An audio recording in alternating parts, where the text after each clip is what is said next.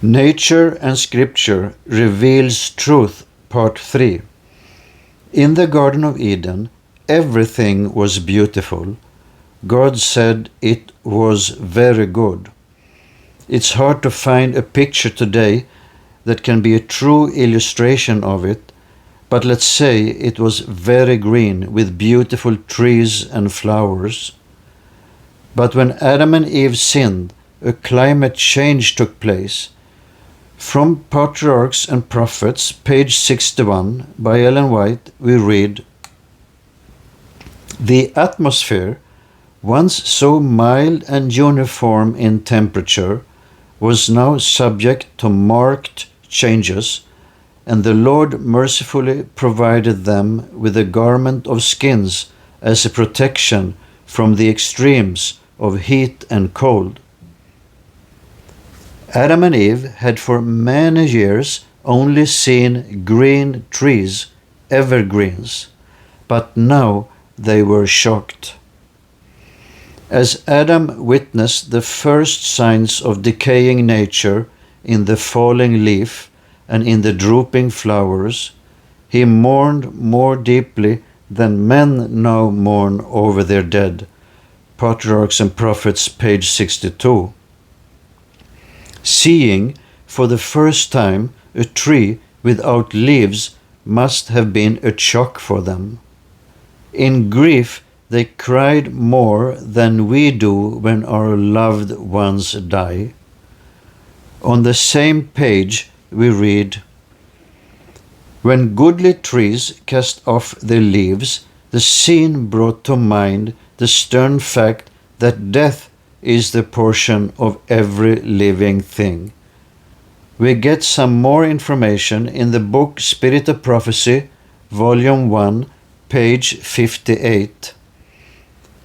The drooping flowers were not so deep a cause of grief, because more tender and delicate, but the tall, noble, sturdy trees to cast off their leaves to decay, presented before him, Adam, the general dissolution of beautiful nature which God had created for the especial benefit of man. With no leaves, the tree looks dead.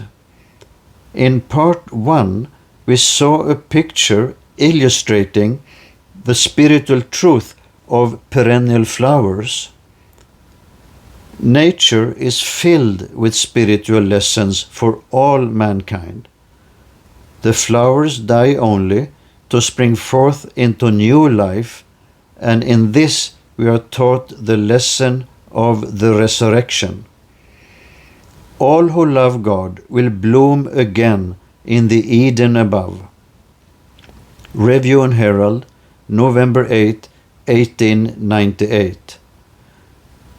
So when perennial flowers die in the autumn and bloom again in the spring, they illustrate death and resurrection. I can imagine how happy Adam and Eve must have been to see the buds turn green in the spring, and hope must have filled their hearts. They must have rejoiced when the leaves came back on the trees. If perennial, tender and delicate and weak flowers can illustrate death and resurrection, how much more can tall, noble and sturdy trees do it when the leaves come back in spring? The trees look dead in winter, but when they turn green again, the hope of resurrection after death must have filled the minds of Adam and Eve. The trees illustrate death and resurrection like perennial flowers do. Now we will go to Luke chapter 8. When a great crowd was gathering and people were coming to Jesus from one city after another, he spoke to them in a parable, Luke 8:4. It was the parable of seeds sown in different soils. In one soil, birds came and ate the seeds. In another, they dried up. One soil had thorns which choked them, but some came to good soil and produced 100-fold back. Jesus explained the parable and said, "The parable means this: the seed is God's word." Luke 8:11. God's word is received in different ways in our hearts. Some reject it and some receive it. In John 1:14 we learn this: "The Word became a human being and lived here with us." And that was Jesus. So the seed is God's word, Jesus said. But the Word became a human being, so the seed also illustrates Jesus. He came to live the Word of God here on earth and plant the seed of truth into our hearts. But what happened? He came into his own world which he created, but his own nation or people did not welcome him. John 1:11. He came to give us the bread of life, but we did not want to eat it. Instead, he was crucified.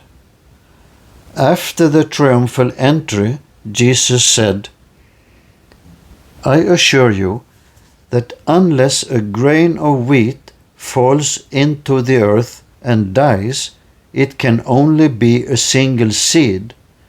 But if it dies, it bears much fruit." John 12:24. What does Jesus mean with this? We have seen already that the seed represents God's word and also Jesus. So Jesus is talking about his own death, and in verse 32 to 33 we read, "When I am lifted up from the earth, I will draw everyone to me." He said this to show how he was going to die. Jesus was to be lifted up from the earth on a cross.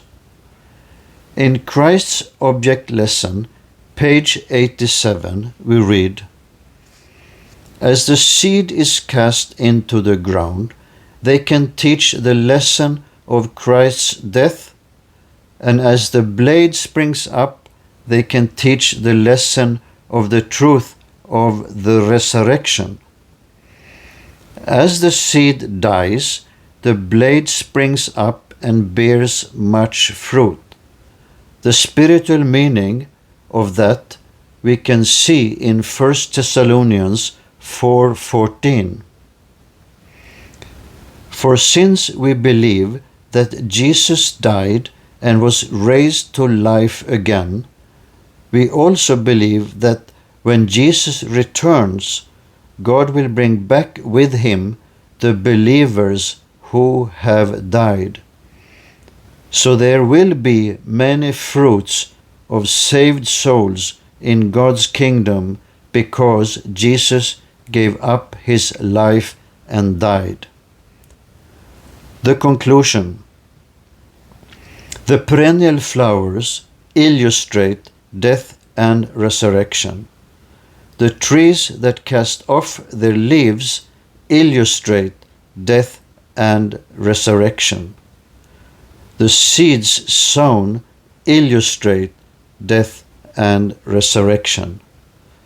Now we will read a very interesting quote from the book Education, page 27.